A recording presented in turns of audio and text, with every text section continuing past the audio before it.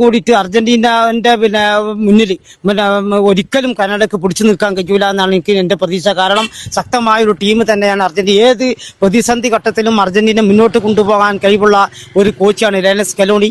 അതുകൊണ്ട് എന്ത് കാനഡ ശക്തമായ വെല്ലുവിളി സൃഷ്ടിച്ചാലും പക്ഷേ അർജന്റീന മുന്നിൽ പിടിച്ചു നിൽക്കാൻ കഴിയൂല എന്നാണ് എന്റെ പ്രതീക്ഷ. ആ മത്സരം അർജന്റീന ഒരു ഏകപക്ഷീയമായ ഒരു 2 ഗോളിനെങ്കിലും മറികടക്കാൻ തന്നെയാണ് സാധ്യത. അർജന്റീനയുടെ 6 ഗോൾ അടിക്കുമെന്നാണ് ഒരു വിശകലനം. സാധ്യത 6 ഗോൾ അടിക്കും എന്ന് പറഞ്ഞാല് ജൂനിയർ ആൽവാരസ് ശക്തമായ ഒരു കളിക്കാരൻ ഫോർവേഡാണ്. ജൂനിയർ ആൽവാരസ് ഉണ്ട്.